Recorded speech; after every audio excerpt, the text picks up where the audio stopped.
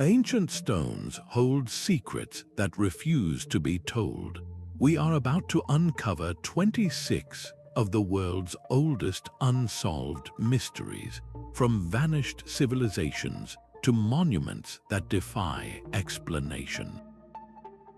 By the end, you will possess a new perspective on human history and the enduring puzzles of our origins. How did a civilization build the Great Pyramid with such impossible precision? And why did the mighty Maya abandon their glittering cities? What does our fascination with these ancient enigmas say about our own place in history? A mountain of cut stone rises from the desert, the Great Pyramid of Giza standing as the last of the original 7 wonders. For 45 centuries, it has challenged the very sky, a monument of such impossible precision that its original purpose remains fiercely debated. Was this colossal structure merely a tomb for the pharaoh Khufu, or did it embody a far more profound and complex intention? The sheer logistics of its construction stagger the mind. Imagine the quarrying, transport, and placement of 2.3 million limestone blocks, each weighing an average of 2.5 tons, all assembled with joints so tight you cannot slip a credit card between them. This was not brute force, but a symphony of applied knowledge. Its 4 sides are aligned to the cardinal directions with an error of less than 1/15 of a degree, an accuracy that seems to defy the technological capabilities of its era. Encoded within its proportions are mathematical constants like pi, suggesting the builders possessed a sophisticated understanding of geometry and the Earth itself. Some researchers propose it functioned as a giant energy generator, harnessing the planet's natural frequencies.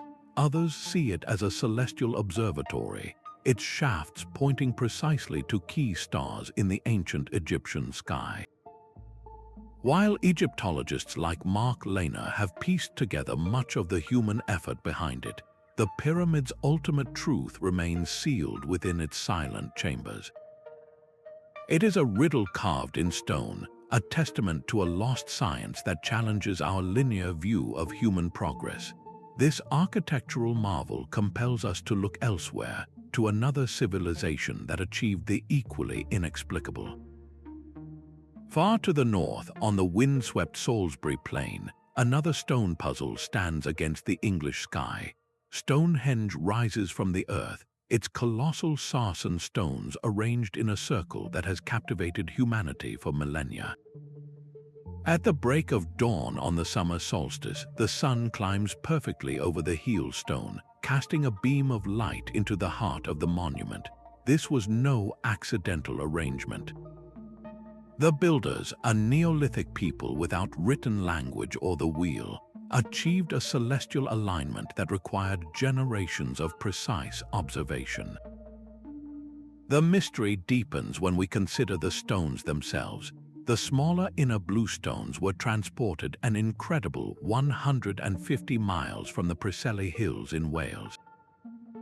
How did they move these multi-ton monoliths across such a vast and rugged distance? The prevailing theory suggests a monumental effort involving wooden sledges, rollers, and even rafts for river crossings, a logistical nightmare that would have required a highly organized and motivated society. This was not the work of a scattered tribe, but of a culture united by a powerful, shared vision. But what was that vision? For some archaeologists, like Professor Timothy Darvill, Stonehenge was a place of healing, its blue stones believed to hold curative powers.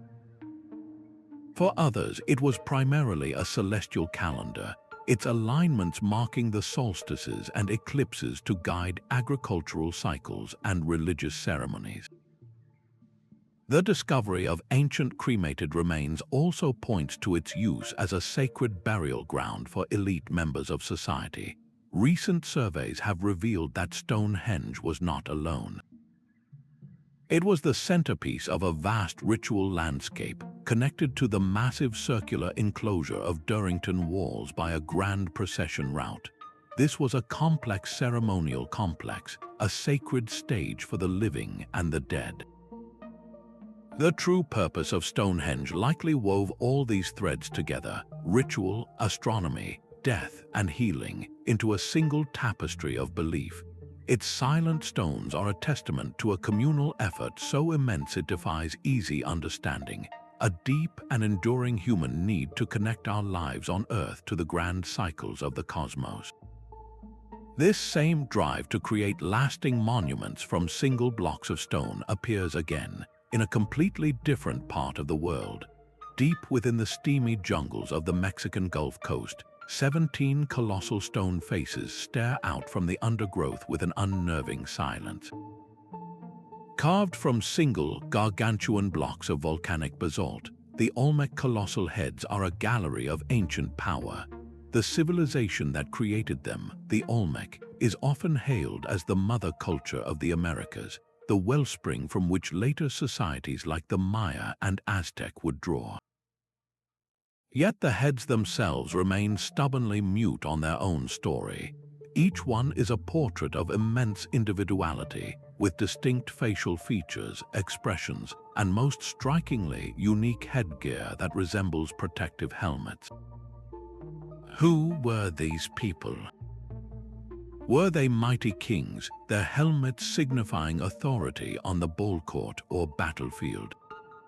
Could they have been deified ancestors, their stern visages meant to watch over the living? Or were they legendary ball players, immortalized for their skill in a ritual sport that held profound cosmic significance? Scholars like Richard Deal have pieced together evidence of a sophisticated and centralized society capable of organizing such a staggering undertaking. The sheer logistics are almost beyond comprehension. These heads weigh up to 20 tons each, and the basalt was quarried from the Tuxtla Mountains, transported over 60 miles through swamps and rivers to their final locations. The Olmec accomplished this without the wheel, without metal tools, and without draft animals. The prevailing theory involves an army of laborers using rollers, ropes, and rafts, a monumental communal effort that speaks to a society united under a powerful, singular will. The variety in the faces suggests these are not generic gods but specific individuals, perhaps a lineage of rulers who commanded the respect and labor required to carve their legacy in stone. Why invest such unimaginable effort into these portraits? The heads were a permanent declaration of identity and power, an anchor for a civilization establishing its place in the world. Yet, in a final, profound mystery, the Olmec civilization itself eventually faded, leaving these immense heads behind as their most enduring legacy. Their silent, stony gazes challenging us to remember a world we can only partially reconstruct. This urge to leave a permanent mark connects to another civilization, one that chose not stone faces, but a complex and beautiful script as its legacy. A different kind of silence haunts the ruins of the Indus Valley. Here, across the plains of modern Pakistan and northwest India, a sophisticated civilization thrived for centuries, building meticulously planned cities with the world's first known urban sanitation systems. Yet their greatest mystery is not a monument of stone, but a library of tiny, beautiful seals. Each one is etched with elegant, pictorial symbols of animals and humans, accompanied by a short, crisp script that has defied all attempts at translation for over 4,000 years. This is the undeciphered script of the Indus Valley civilization, one of the greatest and most frustrating linguistic puzzles in all of archaeology. We possess thousands of these inscribed artifacts, from seals to copper tablets, yet the people of Harappa and Mohenjo-Daro remain utterly mute. Their voices are trapped behind a wall of symbols we can see but cannot read. The core of the mystery lies in the language itself. Was it an early form of Dravidian spoken today in southern India, or was it a precursor to the Indo-European languages that would later dominate the subcontinent? Perhaps it was something entirely unique, a linguistic branch that died with the civilization and left no living relatives. Without a bilingual key, a Rosetta Stone that translates the script into a known language, every theory remains a hopeful guess. Scholars like Asko Parpola have dedicated their lives to cracking this code, employing statistical analysis and computational models to find patterns in the symbols. The challenge is immense. The inscriptions are almost cruelly short, often just 4 or 5 characters in length.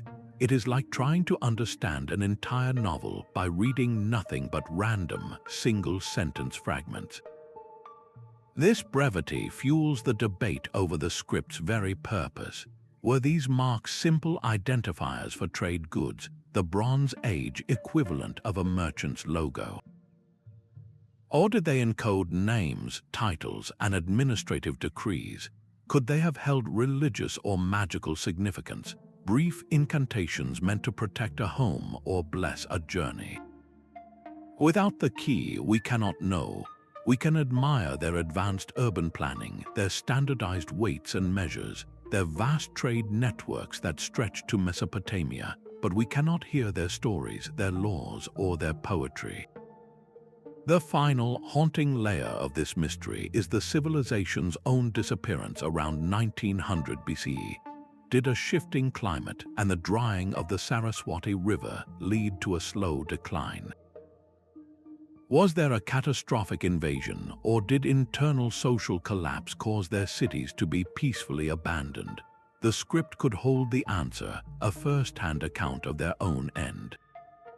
What epic tales of kings and floods, what daily records of harvests and rituals are locked within these cryptic signs?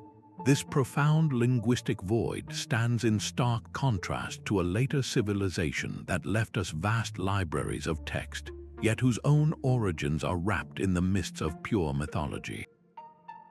Plato's dialogues tell of a magnificent island empire, a civilization of staggering wealth and advanced technology that angered the gods and was swallowed by the sea in one catastrophic day and night. This is the legend of Atlantis, perhaps the world's most famous lost city. But was it a cautionary tale invented by the philosopher to illustrate the dangers of hubris and the ideal state, or a distorted memory of a real historical disaster? The core of the mystery lies in Plato's own words. He places the story in the mouth of a wise statesman who claims it was a true account passed down from Egyptian priests. He describes concentric rings of land and water, a great capital city of immense power, and a people who became corrupt and were justly punished. For centuries, scholars have debated whether this was pure philosophical fiction or grounded in fact. One compelling theory points to the Minoan civilization on the island of Thera, modern Santorini. Around the year 1600 BC, a volcanic eruption of almost unimaginable force shattered the island, triggering tsunamis that would have devastated the nearby Minoan outposts on Crete. This was a cataclysm that could easily have been remembered for generations, a story of a sophisticated culture brought low by nature's fury. In the 19th century, figures like Ignatius Donnelly argued passionately that Atlantis was a historical reality, the mother culture that influenced civilizations from Egypt to the Americas. Modern searchers have compared Plato's detailed geography to locations from the Azores to the Richat structure in the Sahara, yet no site has produced definitive proof of a sunken metropolis matching his description. The enduring power of the Atlantis myth may lie in this very ambiguity. It speaks to a deep human fascination with lost golden ages and catastrophic upheavals, perhaps echoing collective memories of ancient tsunamis or volcanic winters that reshaped the ancient world. Why does this story continue to capture our imagination? It might reflect our own desire to find a template for a perfect society, or a warning about the fragility of our own civilization. Our search for Atlantis is in many ways a search for a reflection of ourselves in the deep past. This longing to understand a people through the echoes of their disappearance draws us to another enigma, a civilization that thrived in one of the most unforgiving environments on Earth. A hidden city blooms from desert stone, carved not from quarried blocks but directly into the rose-red cliffs of southern Jordan. Petra stands as the ultimate expression of a nomadic people's astonishing transformation. The Nabateans were masters of the arid expanse, a tribe of traders who controlled the lucrative incense routes. Their wealth did not come from conquest alone, but from an intimate understanding of the desert's harsh logic. The greatest enigma of Petra is how these former wanderers engineered a city of such staggering sophistication in one of the world's most unforgiving environments. The journey into their capital begins with the Sick, a narrow, winding canyon whose towering walls block out the sun. After a long walk through this natural corridor, the path suddenly opens to reveal the breathtaking facade of Al-Khosneh, the treasury. This is not a building constructed from the ground up, but a monument subtracted from the living rock, its columns and statues glowing in the shifting light. It is an architectural marvel, but its true name is a misnomer from a later era. The treasury was almost certainly a royal tomb or a temple, its purpose as layered and hidden as the city itself. How did a desert-dwelling tribe achieve this? The answer flows through water. In a land where rain is a rare and violent event, the Nabateans became hydrological geniuses. They engineered an intricate network of channels, dams, and cisterns that captured every precious drop. They carved gutters along the cliffs to direct runoff and built underground reservoirs that could hold millions of gallons. This system supported a population of 20,000, turning a barren canyon into a thriving oasis. This was not mere survival, it was a declaration of mastery over nature. Their engineering prowess, as historians like Jane Taylor have explored, allowed them to transition from nomadic traders to legendary city builders. Yet, the full meaning of their iconography remains a riddle. Who exactly was the powerful god Dashara, often represented by a simple, blocky stone? Were the magnificent structures like the monastery, high on a mountain, and the sprawling royal tombs solely for burial, or did they function as grand stages for public rituals and pilgrimages? The city is a library of symbols we are still learning to read. Their choice to express power through rock-cut architecture rather than freestanding buildings suggests a deep spiritual connection to the landscape itself. They were not placing their monuments upon the earth, they were revealing them from within it. This immense project required more than wealth. It demanded a unified vision that could direct the labor of generations. Why then did this vision eventually fade? Petra's decline was slow, hastened by shifting trade routes and a powerful Roman annexation. The city was gradually abandoned, its secrets reclaimed by the desert sands. Its silent, carved facades prompt us to look for other cultures who expressed their beliefs not in stone, but by shaping the very earth beneath their feet. High above the Peruvian desert, a spider the size of a city block stretches its legs across the dusty plain. This is one of the Nazca Lines, a gallery of colossal art etched into the earth itself. Created by the Nazca culture over a 1,000-year period, these geoglyphs form a landscape of wonders, depicting everything from a hummingbird with wings outstretched to a grinning killer whale in the middle of the desert. The sheer scale is disorienting. Some lines run straight for miles, while complex figures are so immense that their forms only cohere when viewed from a vantage point far above the ground. This is the central, captivating paradox of the Nazca. How, and more importantly why, did a people without flight create art intended for an audience in the sky? The method of their construction seems deceptively simple. They removed the top layer of dark, sun-oxidized pebbles to reveal the lighter, sandy soil beneath. This technique created a lasting contrast, a line drawing on a planetary canvas. The real magic, however, was in the planning. Researchers like Maria Reich, who spent decades living in the desert to map and protect the lines, demonstrated that the Nazca used simple surveying techniques and grids to scale up small models into gigantic figures. They could plot out a perfect spiral or a massive monkey with a coiled tail using nothing more than stakes and ropes, ensuring the proportions held true across vast distances. They were mathematical artists executing a vision they themselves could never fully behold. This leads to the profound question of purpose. Were these sprawling lines a gigantic astronomical calendar, their alignments pointing to solstice sunrises or important star clusters, as Reich believed? The arid environment suggests another compelling theory. In a land where water was life itself, the lines may have been ritual pathways walked by priests to plead with water deities. The act of traversing the giant drawing of a heron, a creature linked to water, could have been a powerful form of sympathetic magic, a prayer for rain made physical. Some researchers propose they were sacred spaces for communal ceremonies, where the very movement along the lines connected the people to the cosmos.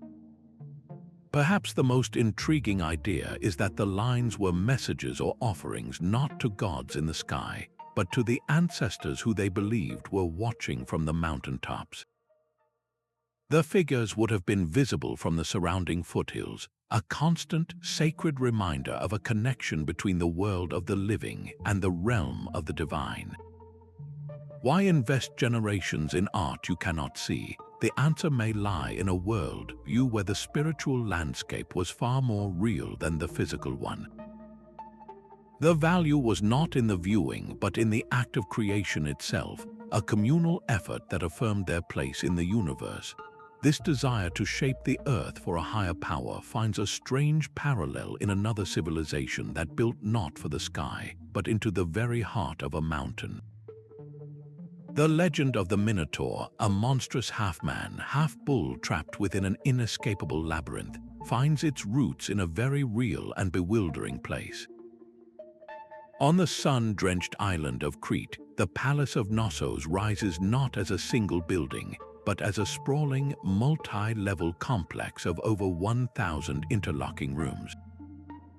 Its corridors twist and turn without a clear pattern, a maze of courtyards, staircases, and storage magazines that could easily have inspired the Greek tale of a terrifying creature at its heart. The sheer scale and complexity of Knossos presents a profound historical puzzle. Was this the seat of a powerful king, the legendary Minos? Or was it something else entirely, a great religious sanctuary or the administrative nerve center for the Minoan thalassocracy, their maritime empire that dominated the Aegean Sea?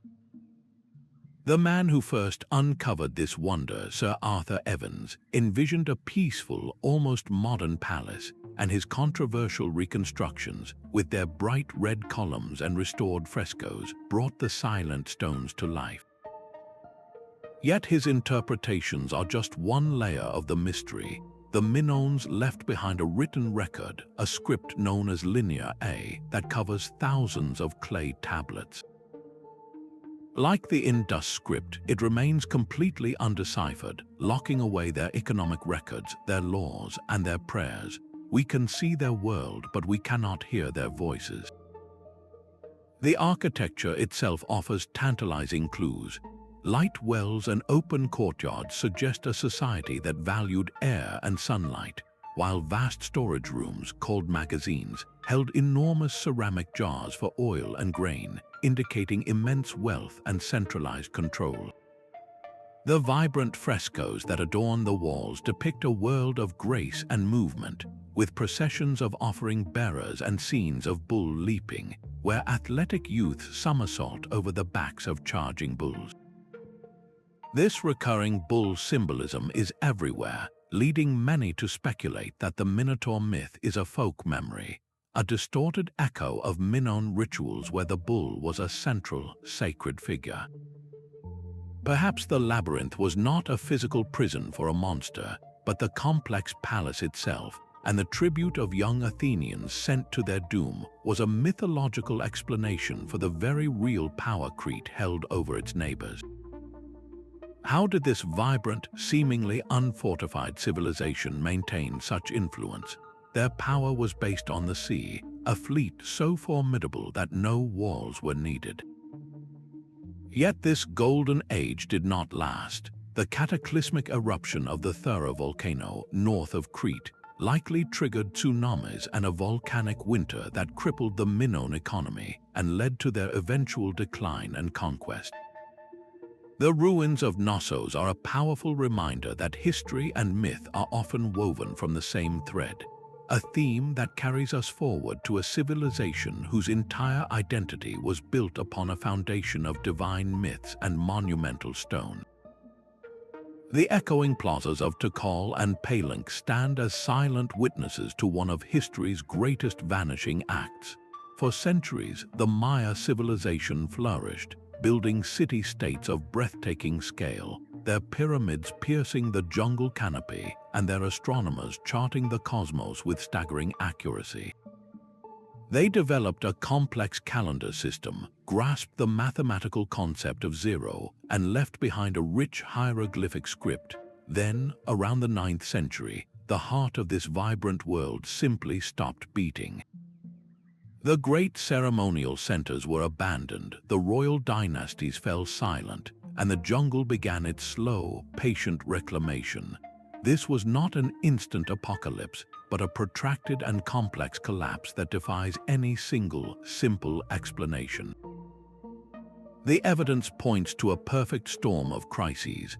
Paleoclimatologists have uncovered data suggesting a series of severe, multi-decade droughts that would have crippled agriculture and drained vital water reservoirs. At the same time, the archaeological record shows signs of intense warfare, with defensive walls erected and royal tombs desecrated. It seems the social contract between the Maya people and their divine kings shattered. When the rulers could no longer guarantee the reigns or military victory, their authority crumbled. Scholars like Arthur Demarest see this as a cascade failure, where environmental stress exacerbated political instability and internal conflict, leading to a total systems collapse. The Maya did not vanish as a people, but their grand urban experiment, their classical civilization, came to a dramatic end. Their descendants persevered, maintaining their language and culture in smaller communities, a testament to profound resilience. The mystery of the Maya collapse forces us to ask a difficult question. If a society capable of such intellectual and architectural genius could unravel so completely, what does that reveal about the fragility of our own interconnected world? It is a stark lesson in how environmental pressures and social unrest can combine to undo even the most advanced achievements. This story of a culture leaving behind enigmatic stone monuments continues with another Central American puzzle, one carved into perfectly round forms. Scattered across the Diquis Delta of Costa Rica, hundreds of stone spheres rest with impossible perfection. Ranging from the size of a melon to colossal orbs over 2 meters in diameter, these artifacts were crafted by a pre-Columbian culture that left no written records, only these silent, geometric wonders. The central, compelling puzzle is not just how they were made, but why. What powerful impulse drove a society to invest generations of labor into the creation of such flawless forms? The materials themselves, gabbro and limestone, are incredibly hard stones. To shape them into near-perfect spheres without metal tools, without the wheel, and without modern measurement devices represents a staggering feat of stoneworking. The prevailing theory suggests that skilled artisans used a combination of controlled heating, rapid cooling to fracture the stone, and then meticulous pecking and grinding with other, harder rocks. This was not a haphazard process, but a sustained, specialized craft, hinting at a society with a distinct artisan class dedicated to this singular, mysterious purpose. The true enigma, however, lies in their original placement. Were they celestial markers arranged to track the movements of the sun and stars? Could their alignments have defined territorial boundaries between chiefdoms, solid spheres of power literally set in stone? Perhaps they were symbols of social rank, with the largest spheres denoting the most important lineages, or religious icons representing the sun, moon, and planets in a cosmic diagram. The work of archaeologists like John Hoops has been crucial, yet the mystery is compounded by modern disruption. Many of these spheres were rolled from their ancient sites by 20th century agricultural workers, forever severing their connection to the archaeological context that could have revealed their secrets. We are left with fragments of a pattern, a code without a key. Their placement near chiefdom settlements and in deliberate groupings suggests a social order that revered symmetry and geometric perfection, seeing in the sphere a form of ultimate harmony. Why did this culture vanish, leaving only these orbs as their legacy? Their decline, like that of so many others, was likely a complex tapestry of social upheaval and environmental change. These stones are a testament to a people who looked at a raw, jagged rock and saw within it a perfect shape, an ideal of order they felt compelled to bring into the world. This drive to create monumental art in isolation finds a powerful and far more famous echo on the most remote inhabited island on Earth. Hundreds of massive stone giants stand with their backs to the sea, their solemn gazes fixed upon the land.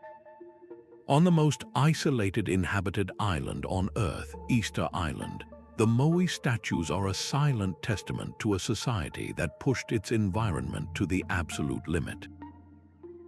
The central, gripping puzzle is how the Rapa Nui people, with no metal tools and no large animals for draft power, managed to carve nearly 1,000 of these colossal figures from hard volcanic tuff and then move them, some weighing over 80 tons, across miles of rugged terrain. For decades, the dominant theory involved log rollers, an idea that fueled the narrative of a society that collapsed after recklessly deforesting its island. But more recent experiments, led by researchers like Terry Hunt and Carl Lipo, have turned this story on its head. They demonstrated that a relatively small team could make a replica Moai walk by rocking it from side to side with ropes, a method that would have been far less demanding on the island's precious timber. This walking theory is compelling, yet the full logistics of moving the largest statues, some standing over 30 feet tall, remain a subject of intense debate. The sheer organizational effort required, the coordination of hundreds of people to maneuver a single multi-ton block, speaks to a highly structured and motivated society. Why would a community on a remote speck of land in the Pacific commit such immense resources to this singular endeavor? The prevailing belief is that the Moai were not mere monuments, but representations of deified ancestors. Once erected on their stone platforms, the Ahu, with their white coral eyes inserted, they were believed to be activated. They became conduits of Mana, a spiritual power that watched over the living clans, ensuring fertility, prosperity, and protection. The specific rituals performed before these silent giants, however, are lost to time. The story of the Moai is inextricably linked with the island's ecological tragedy. Pollen analysis reveals a landscape that was once covered in a lush palm forest, a forest that was gradually cleared for agriculture, for canoe building, and yes, for moving statues. As resources dwindled, the society that built the Moai began to fracture. The statue cult seems to have abruptly ended, with Moai found toppled, often with their heads broken. This was likely a period of intense conflict, a symbolic overthrow of the ancestral power that could no longer provide. The population declined drastically, creating a poignant and cautionary tale. What began as an expression of profound spiritual connection to the land and ancestors ultimately contributed to an environmental and social crisis. The Moai stand today not just as marvels of engineering, but as a powerful, stone-carved lesson about the delicate balance between human ambition and the resources of a finite world.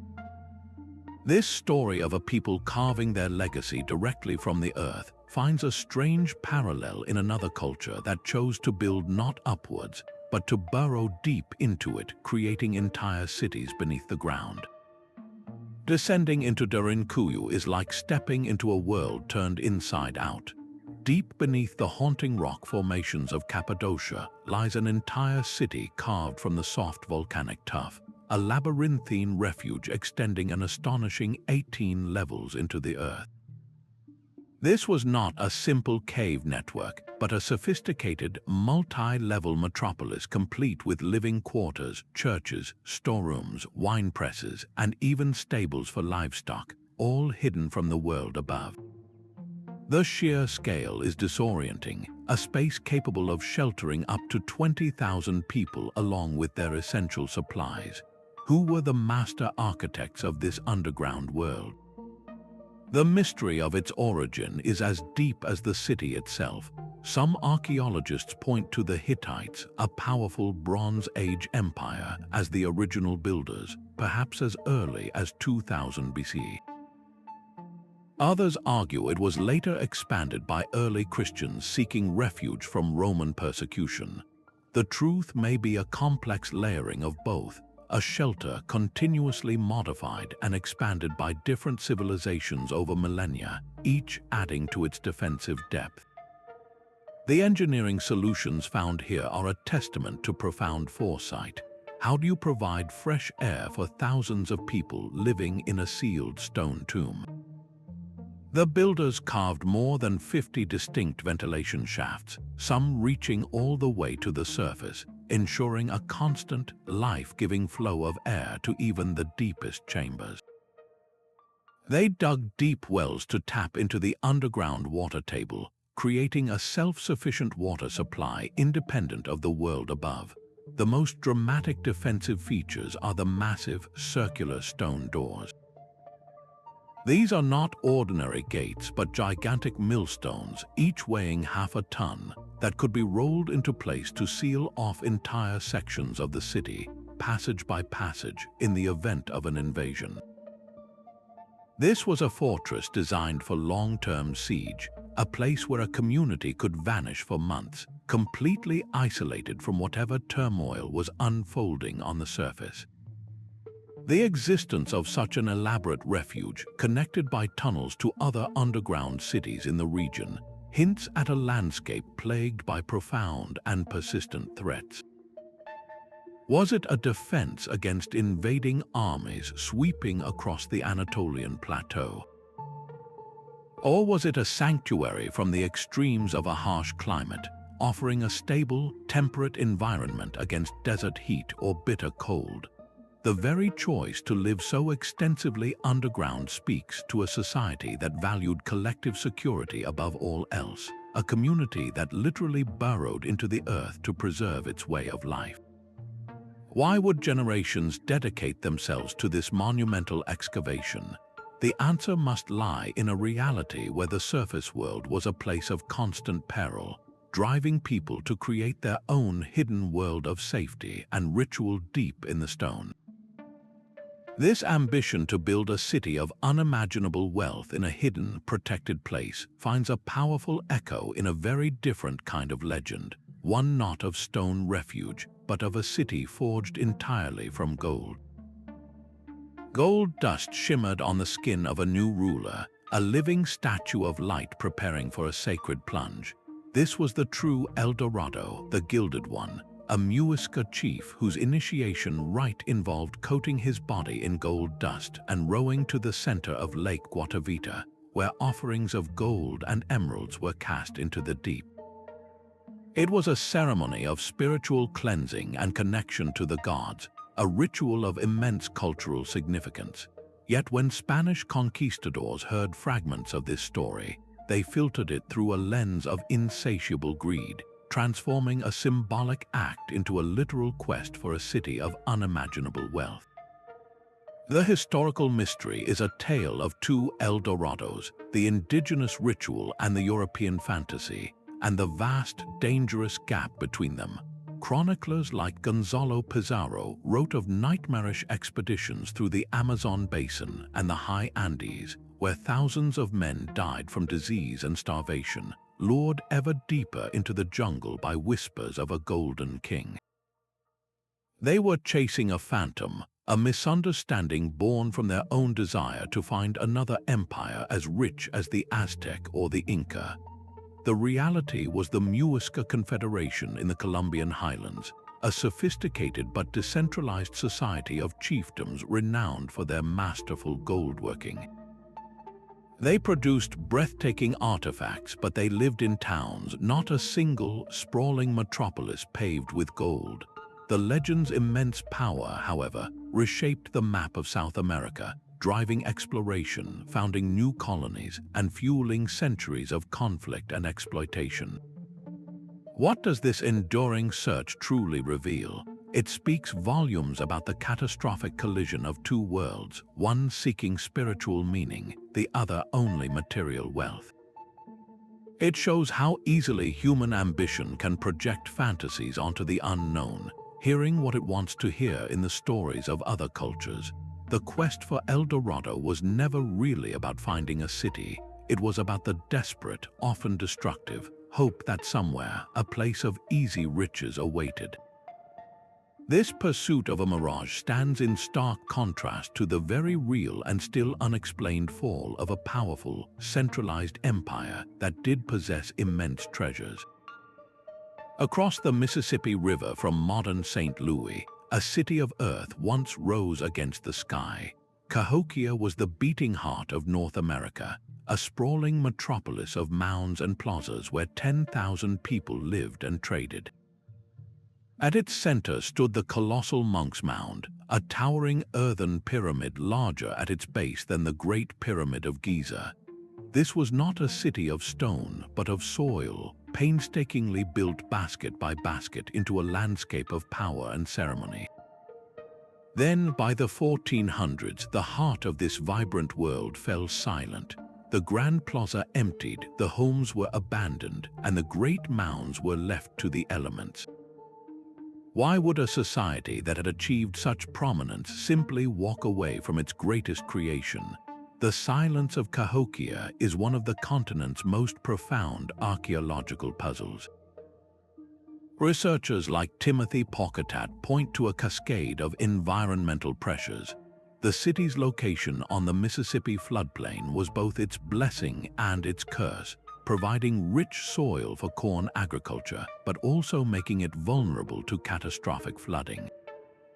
Evidence suggests a series of great floods around the 1300s, which would have wiped out crucial harvests and contaminated water supplies. At the same time, the surrounding forests were being cleared for building and fuel, leading to soil erosion and a scarcity of vital resources like deer and timber. This environmental strain was likely amplified by social unrest. Cahokia was a highly stratified society, with a powerful elite living atop the Great Mounds and a large population of laborers and farmers supporting them. When the system faltered, when the rulers could no longer guarantee prosperity, the social contract may have shattered. The construction of a massive wooden palisade around the central precinct late in the city's history speaks volumes.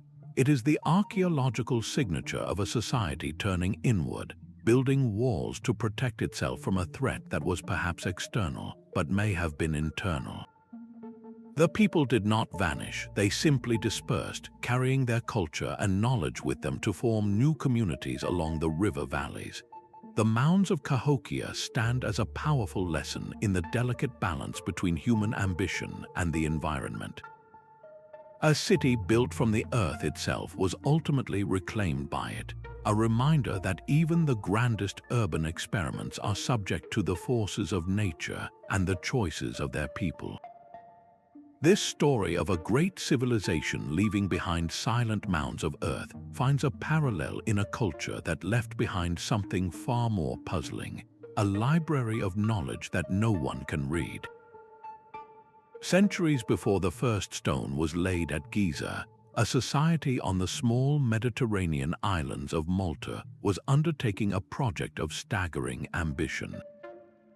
The Jiwith above Gantaja temples on Gozo rise from the landscape, their massive limestone blocks forming complex, cloverleaf-shaped structures that are among the oldest free-standing buildings on Earth. These are not crude huts, but sophisticated sacred spaces built over 5,000 years ago, a millennium older than Stonehenge. The central, gripping puzzle is the identity of the temple builders themselves. What kind of society without metal tools, without the wheel, and on a small island with limited resources, organized itself to quarry, transport, and erect these multi-ton stones? This was not the work of a simple farming village, but of a culture united by a powerful, shared vision that compelled them to invest centuries of communal labor. Archaeologists like David Trump have pieced together fragments of their world, uncovering evidence of fertility cults and animal sacrifice within the temple confines. The unique curved chambers arranged in pairs suggest a ritual purpose that remains just out of reach. Were these spaces dedicated to a powerful mother goddess, as the abundant, voluptuous sleeping lady figurines seem to imply? Or was their pantheon a complex array of deities governing the harvest, the sea, and the cycle of life and death? The temples themselves offer a silent clue, their alignments carefully oriented to catch the rising sun on the equinoxes and solstices. This was an agricultural society deeply attuned to the cycles of nature, building a sacred calendar in stone to ensure the continuity of life. They were not just worshipping the sun, they were partnering with it. Their rituals a crucial interface between the human community and the forces that sustained it.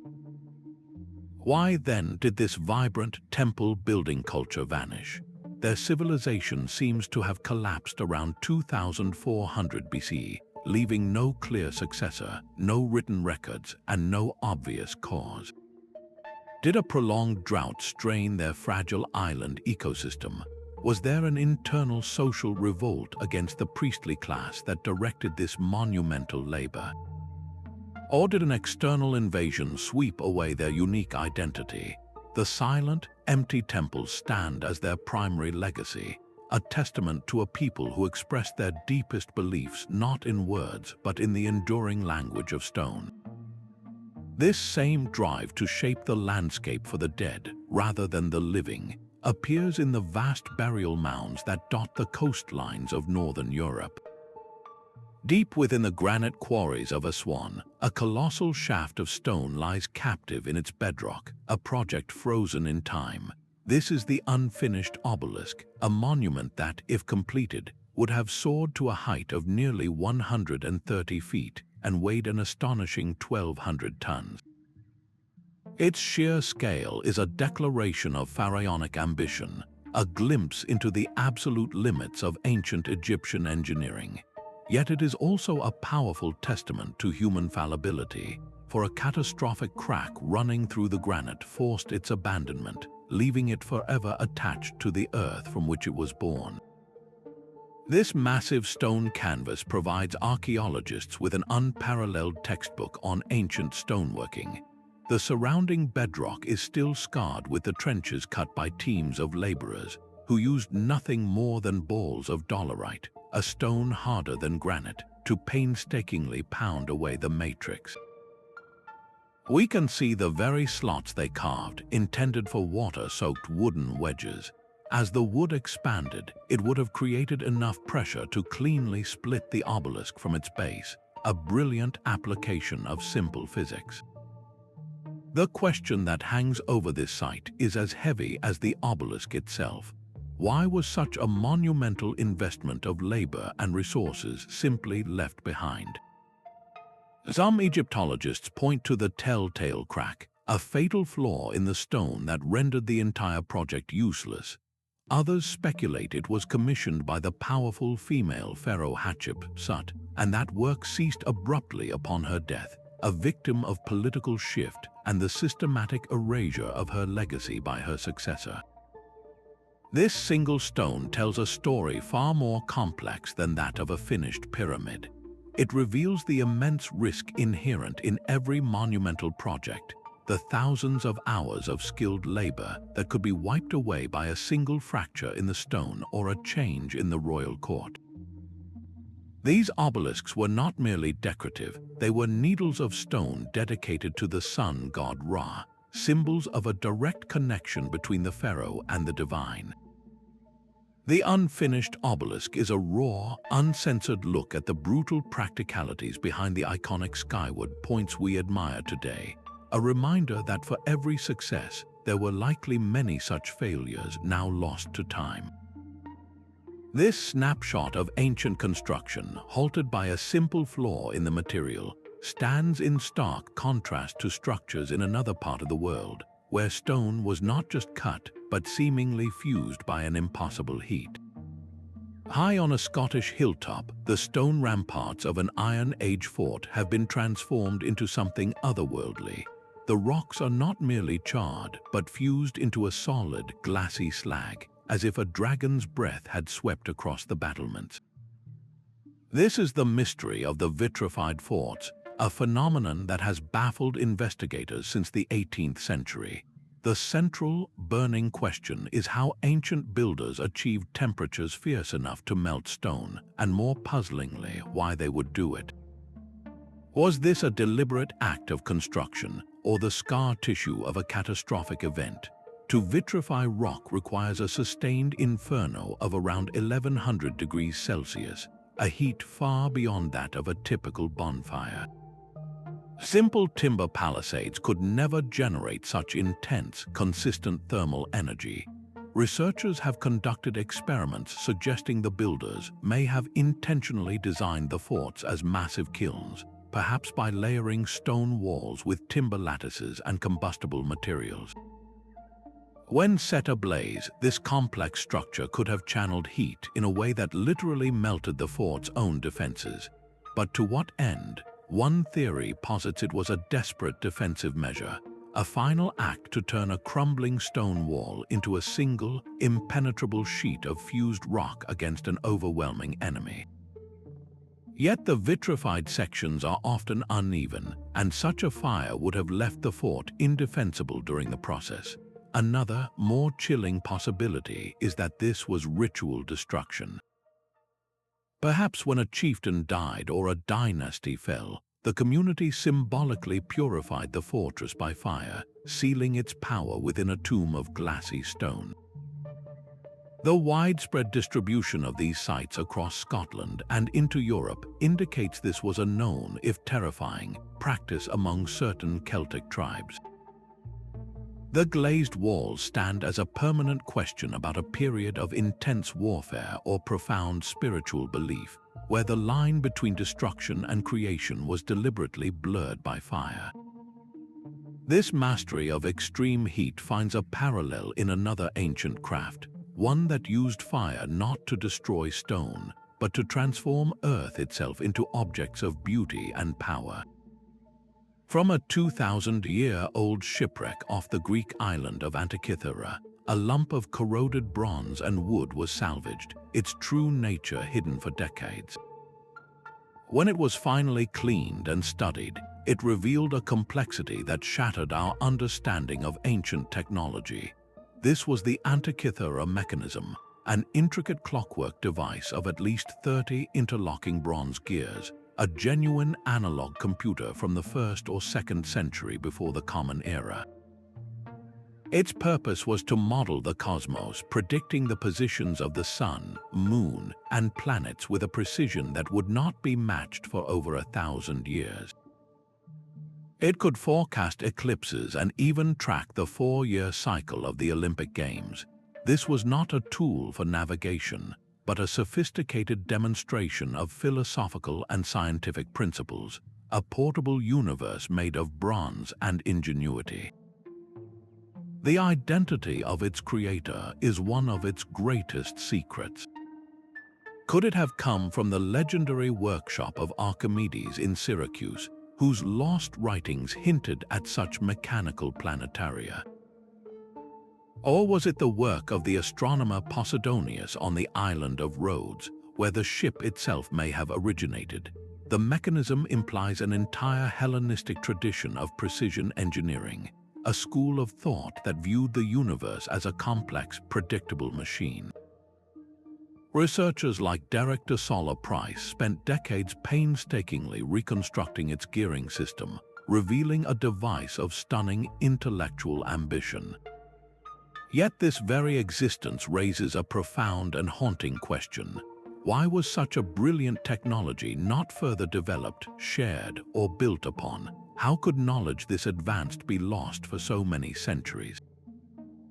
The mechanism stands as a solitary relic of a technological peak that was followed by a long, deep valley of forgetting. It forces us to reconsider the entire narrative of linear progress and to wonder what other advanced devices from antiquity, other glimpses of a different scientific path, have been utterly lost to the corrosion of time. This artifact of lost genius makes us look differently at the enduring materials of another empire, whose own secret recipe was lost for ages. The dome of the Roman Pantheon is a perfect hemisphere of concrete, an architectural marvel that has defied the elements for nearly 2,000 years without a single internal support. This is not an isolated survivor. Across the Mediterranean, Roman harbors like the one at Caesarea Maritima have concrete piers that have withstood the constant, corrosive pounding of seawater for centuries, while many modern counterparts crumble after just decades. The secret to this incredible durability has been one of history's most stubborn material science puzzles. We now know the Romans used a special recipe, mixing lime and volcanic ash known as pozzolana. This combination triggers a remarkable chemical reaction. When tiny cracks form and seawater seeps in, it interacts with the ash and lime to form new, interlocking crystals that literally fill the gaps, a self-healing process that continuously strengthens the structure over time. Yet, knowing the ingredients is not the same as knowing the chef's exact technique. The precise ratios, the mixing sequence, the type of water used, and the curing methods are details largely lost when the Roman bureaucratic machine that standardized this knowledge finally collapsed. This was not a single formula, but a suite of advanced formulations tailored for different projects, from the massive foundations of the Colosseum to the gravity-defying arches of aqueducts that stretched for miles. It was this material that enabled the empire's vast infrastructure, binding its territories together with indestructible roads and monumental architecture. So why did such a transformative technology fade into obscurity after the empire's fall? The answer lies in the breakdown of the complex, centralized system that supported it. The specialized knowledge of the Roman engineers was not passed down. The large-scale trade networks for pozzolana disintegrated, and the immense state-funded projects that required such advanced concrete simply ceased to exist. In a fragmented medieval world, the need and the means for such ambitious construction vanished. Today, scientists are racing to reverse engineer the full Roman process, hoping to create modern, more sustainable concrete that could last for millennia, learning from an ancient innovation we are still struggling to fully replicate. The stubborn permanence of Roman stonework stands in stark contrast to the legacy of a contemporary Eastern empire, whose own monumental creations were forged not from concrete, but from a single, luminous material. A force of 50,000 soldiers simply disappeared. The Greek historian Herodotus tells us that around 524 years before the Common Era, the Persian king Cambyses II dispatched this immense army from the city of Thebes. Their mission was to march across the desert and subdue the oracle of Ammon at the Siwa oasis, a spiritual center that had dared to defy the emperor's authority. They were never seen again. The earth, it seems, simply swallowed them whole. This is the enduring enigma of the lost army of Cambyses, a historical ghost story that pits one of the ancient world's greatest powers against the unforgiving might of the Sahara. Herodotus, our only source, presents us with a few chilling possibilities. Perhaps a monstrous sandstorm, a Hamzin, rose up without warning, burying the entire host in a tomb of drifting sand within a single furious hour. Could local Libyan tribes, masters of the desert, have harried and ambushed the slow-moving column until it was utterly destroyed? Or did the army, its water skins long empty, simply succumb to a collective madness, dying of thirst under a pitiless sun? The story forces us to question the reliability of Herodotus himself, a storyteller who often wove fact with folklore. Was this a genuine historical catastrophe, or a dramatic parable about the hubris of kings who challenge both gods and nature? Modern technology has joined the hunt for this ancient mystery. Expeditions armed with satellite imagery and ground-penetrating radar have scanned the vast expanse of the Great Sand Sea, a landscape of shifting dunes the size of a small country.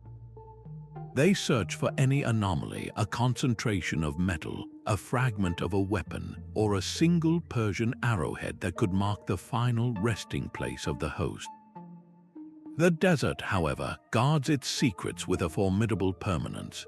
What would the discovery of this lost army actually reveal? It would be a time capsule from the Achaemenid Persian Empire at the peak of its expansion, offering incontrovertible proof of its reach and its vulnerabilities. The bones of 50,000 men would tell a stark story about the absolute limits of imperial power, demonstrating that even the most formidable military machine could be brought to nothing by the brutal logistics of a hostile environment. It is a reminder that the desert was a power in its own right, a force that could erase an army as completely as any battle. This tale of a vanished military force finds a strange parallel in the debate surrounding another group of ancient warriors, whose very identity has been a source of contention for centuries. The late Bronze Age Mediterranean was a glittering, interconnected world of palaces and empires, a globalized system centuries ahead of its time. Then, in the space of a single human lifetime, it all came crashing down. Around 1200 years before the Common Era, a wave of fire and chaos swept across the civilized world. The great Hittite Empire in Anatolia vanished forever. The mighty citadels of the Mycenaeans in Greece were burned and abandoned. Trading routes that had stretched from Egypt to Sardinia were severed, and entire writing systems like Linear B were forgotten. This was the Bronze Age collapse, one of history's most dramatic and puzzling dark ages, and at the heart of the catastrophe stalked a shadowy enemy known only as the Sea Peoples.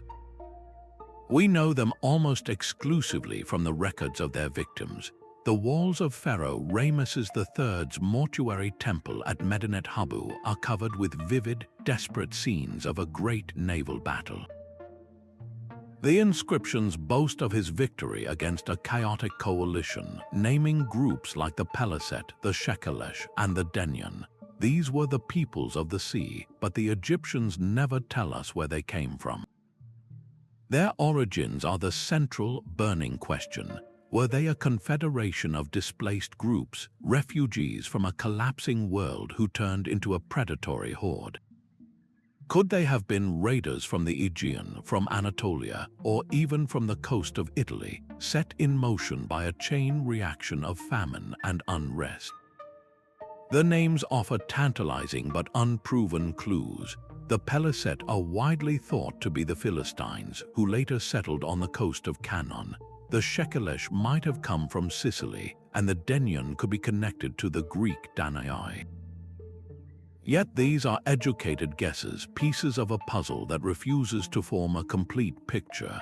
Historians like Eric H. Klein argue that we cannot lay the entire collapse at their feet. This was a perfect storm of calamities. Tree ring data points to a period of severe, prolonged drought that would have crippled agriculture from Greece to the Levant. Archaeological evidence suggests a wave of destructive earthquakes leveled city after city at this very time. It seems the highly centralized, top-heavy palace economies of the Bronze Age were incredibly fragile. When climate change, natural disasters, and internal rebellions strained the system, the entire complex edifice was primed to fall.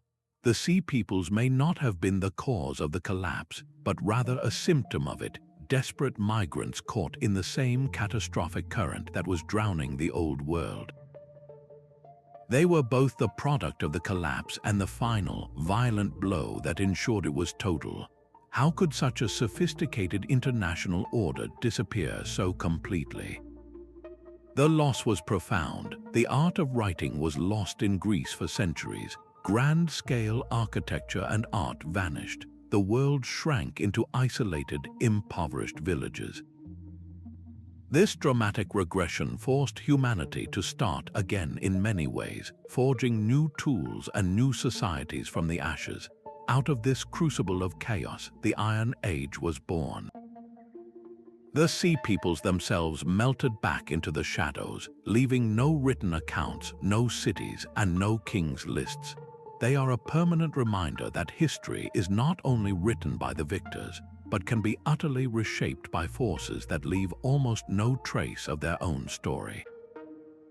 From the ruins they helped create, new and enigmatic powers would slowly rise, including one that expressed its authority in stone towers that reach for the sky.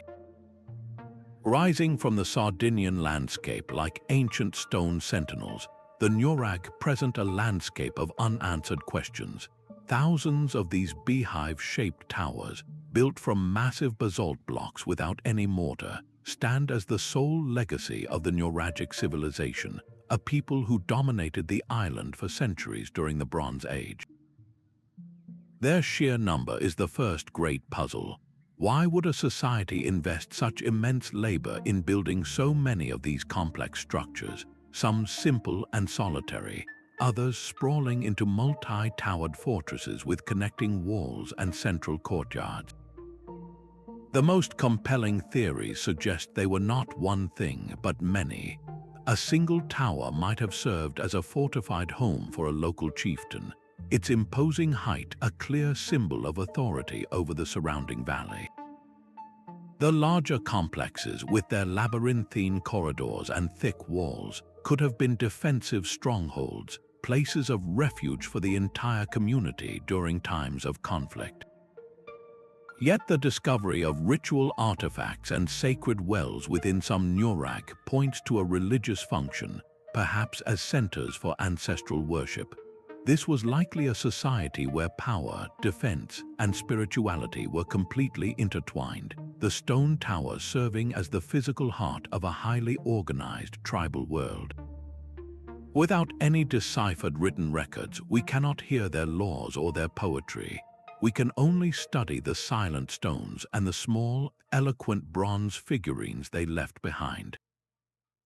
These intricate statuettes of warriors, animals, and ships reveal a people with sophisticated metalworking skills, capable of capturing the dynamism of their daily life in miniature. Their culture thrived in relative isolation, developing its unique character for centuries, until contact with Phoenician traders began to weave them into the wider Mediterranean tapestry. The final mystery is their decline. Did internal warfare between rival clans weaken their society? Was it pressure from new seafaring powers, or a slow environmental change that made their way of life unsustainable? By the time Carthaginian influence grew on the island, The great age of Nurag construction had long passed. These silent towers remain, a civilization's entire history written not on parchment, but in the enduring language of stone and earth, a theme that finds a vibrant expression in another culture that chose to write its story directly upon the land. A giant snake slumbers across the Ohio landscape, a quarter-mile-long earthwork carved from the soil itself. The Great Serpent Mound is an effigy of breathtaking scale, its coils and undulations following the contours of a high ridge, with a gaping jaw that seems to hold a giant oval object, perhaps an egg or the sun. The first mystery is its creators. Was it the work of the Adena people over 2,000 years ago, or the later fought ancient culture who may have refurbished an existing sacred site? This question of origin is deeply tied to the greater enigma of its purpose. Why would a society invest the immense labor to move thousands of tons of earth, basket by basket, to create a serpent that can only be fully appreciated from the air? The prevailing theories weave together astronomy, ritual, and myth. Researchers like William F. Romaine have demonstrated that the serpent is not randomly placed. Its head aligns precisely with the setting sun of the summer solstice, while the coils may point to the rising sun on the solstices and equinoxes. This was more than art. It was a colossal calendar and a celestial observatory, anchoring their concept of time to the cycles of the cosmos. But the alignment is only part of the story. In the mythology of many indigenous Eastern Woodlands cultures, the serpent is a powerful creator being, associated with the underworld, water, and fertility. The oval object at its mouth could represent a cosmic egg, a symbol of life and rebirth. This suggests the mound was a deeply sacred space, a place for rituals performed at key moments in the agricultural year to ensure rain, good harvests, and the continued balance of the world. The organizational effort required speaks of a society united by a powerful, shared vision, capable of directing communal labor for a project that served a spiritual need far beyond the practical.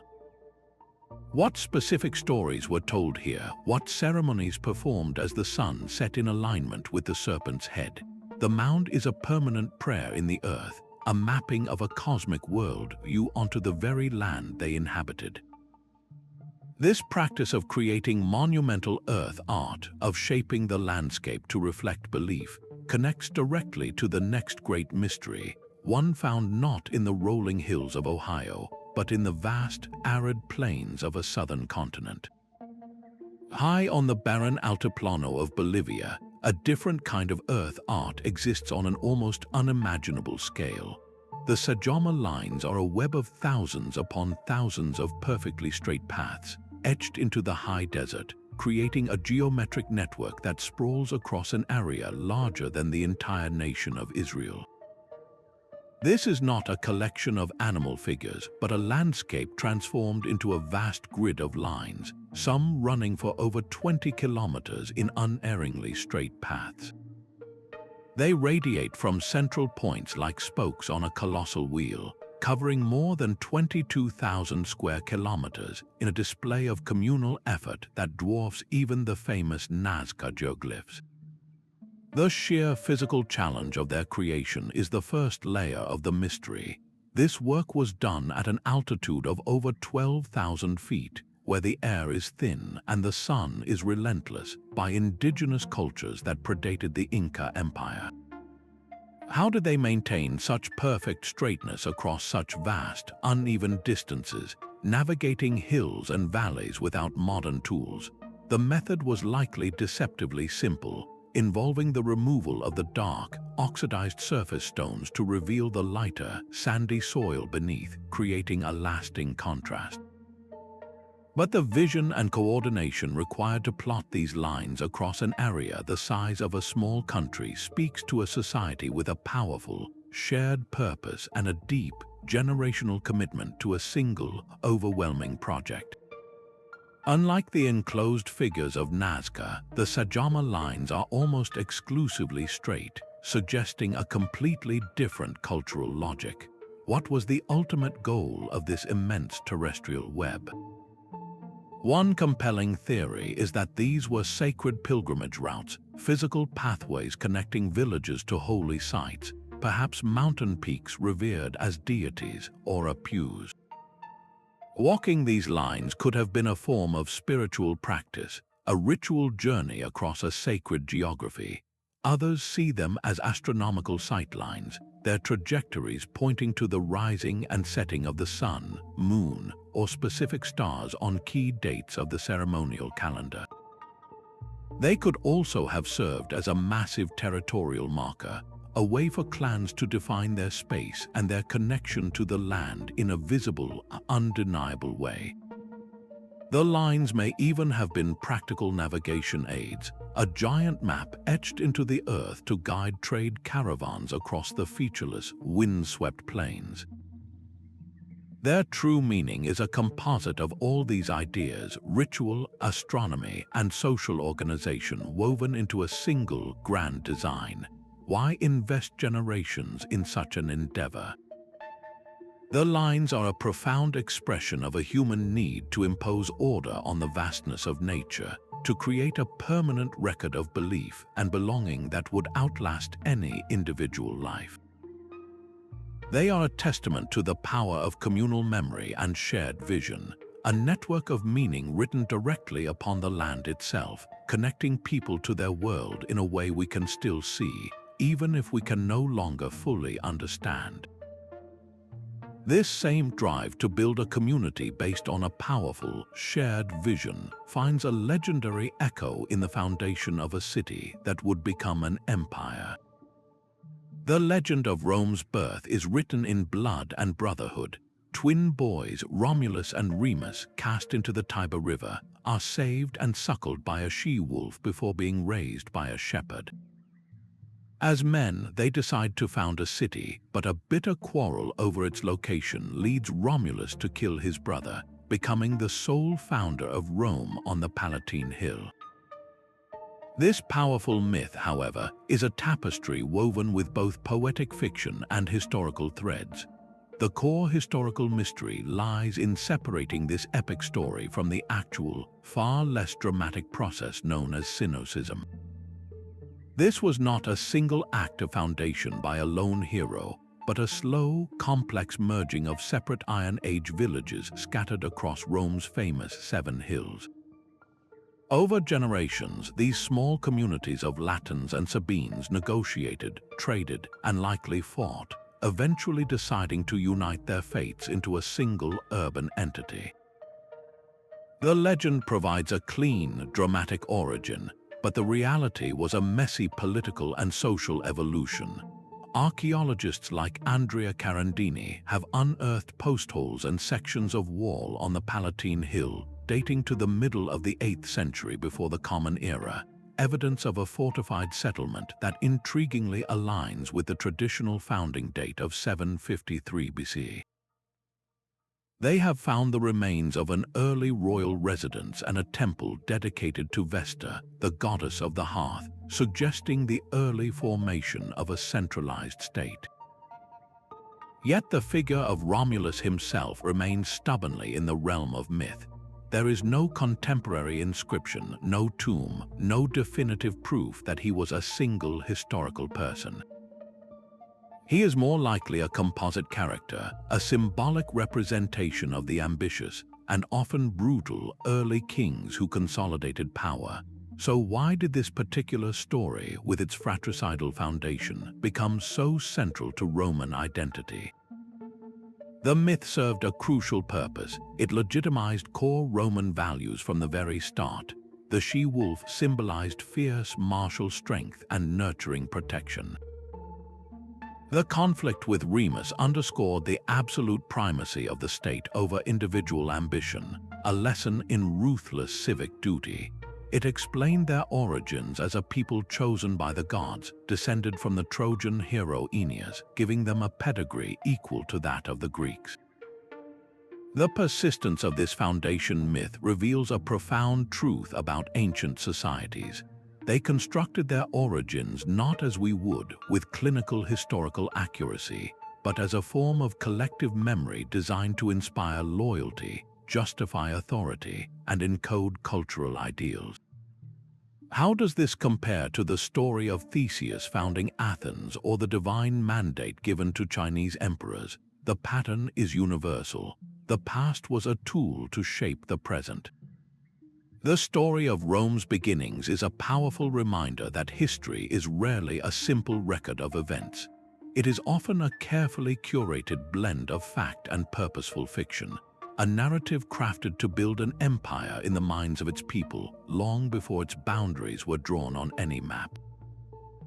This interplay of lost knowledge and legendary origins finds its ultimate expression in our final mystery, the haunting story of a library that vanished into the flames. Deep within the fortified walls of the Moscow Kremlin, a ghost library haunts the corridors of history. This is the legendary Lost Library of the Moscow Tsars, a collection rumored to hold the most precious intellectual treasures of the ancient world. The story begins with a Byzantine princess, Sophia Paleologina, niece of the final emperor of Constantinople. When she married Grand Prince Ivan III of Moscow in the 15th century, she was said to have brought with her a priceless dowry, not just of jewels, but of knowledge. Her supposed inheritance was a vast trove of ancient Greek and Byzantine texts, scrolls and codices that had been salvaged from the falling empire. This library, often called Liberia, was whispered to contain works thought lost forever. Imagine recovering the complete plays of Sophocles, the lost dialogues of Aristotle, or the first-hand histories of civilizations that vanished into myth. The existence of such texts would not merely fill gaps in our understanding, it could fundamentally rewrite the story of classical antiquity, revealing philosophical debates, scientific insights, and literary masterpieces we never knew existed. For centuries, the pursuit of this phantom library has driven tsars and scholars alike. Peter the Great, in his drive to modernize Russia, ordered extensive searches through the Kremlin's labyrinthine cellars and secret chambers. Later, during the Soviet era, archaeological expeditions used ground-penetrating radar and other technologies to scan beneath palaces and cathedrals, yet the library remained stubbornly out of reach. The silence has fueled endless speculation. Was the collection destroyed in one of Moscow's many great fires, its parchment and papyrus turning to ash? Could it have been dismantled and sold off secretly over the centuries, its individual pages scattered across the globe, unrecognized for what they are? Or does it still wait in a sealed, forgotten vault, a time capsule of classical wisdom hidden beneath layers of stone and history? The enduring power of this mystery lies in its profound what-if. It forces us to confront the fragility of knowledge itself and how the fate of human understanding can hinge on the survival of a single collection. The obsessive quest for Liberia from the Tsars to today symbolizes a timeless human drive, the unshakable belief that somewhere, a key to our deepest past awaits discovery. Having explored these 26 enigmas from the Great Pyramid to this lost library, a unifying thread emerges. They are not merely isolated puzzles, but a collective inheritance. Each mystery, in its own way, represents a conversation across millennia, a question posed by our ancestors that we are still striving to answer. They remind us that history is not a closed book, but a living, breathing narrative where every new discovery can overturn what we thought we knew. Our journey through these ancient secrets ultimately reflects our own enduring curiosity, a fundamental need to understand where we came from, and in doing so, to better comprehend who we are. These silent stones and forgotten scripts share a common heartbeat, a rhythm of human ambition that echoes across the millennia. Each pyramid raised, each line drawn in the desert, each symbol carved into clay was a declaration. We are here, we matter. This relentless drive to build, to create, and to comprehend our place in the cosmos is the golden thread tying every mystery together. These are not merely gaps in a timeline, but monuments to the breathtaking sophistication of cultures that flourished in isolation, from the Indus Valley to the Andes, each developing unique solutions to the universal challenges of existence. Their legacy shatters the simplistic myth of linear progress, revealing instead a complex tapestry where brilliant innovations could be lost for centuries and mighty civilizations could fade back into the dust. A sudden drought could unravel a kingdom, a volcanic winter could silence a golden age, and the precise recipe for indestructible concrete could vanish with the fall of an empire. This intricate dance between human ingenuity, environmental pressure, and sheer chance is the true story whispered by these ruins. Our enduring obsession with solving these puzzles, from the scholar in a library to the viewer watching this, speaks to something profound within us all. It is a deep-seated curiosity, a longing to reach across time and touch the minds of those who came before. We are not just seeking answers about them, we are searching for clues about ourselves. What does it mean to build a society that endures? How do we preserve our own knowledge against the erosive force of time? These ancient enigmas are our ultimate teachers, offering timeless lessons on the fragility of our systems and the universal, unshakable human need to leave a mark upon the world, to whisper our story into the future, hoping that someone someday will be listening. Our journey through these 26 ancient mysteries reveals a landscape of staggering human achievement and profound silence. From the impossible precision of the Great Pyramid to the vanished cities of the Maya, these puzzles are not merely gaps in our history, but testaments to the ingenuity and spiritual depth of our ancestors. They force a humbling realization that despite all our modern technology, the full motivations and capabilities of these cultures remain partly beyond our grasp. Each unanswered question is an invitation to look deeper, to listen more closely to the whispers from the past. This exploration should inspire not frustration, but a renewed sense of wonder. The historian Will Durant offered a beautiful perspective, saying, "Civilization is a stream with banks.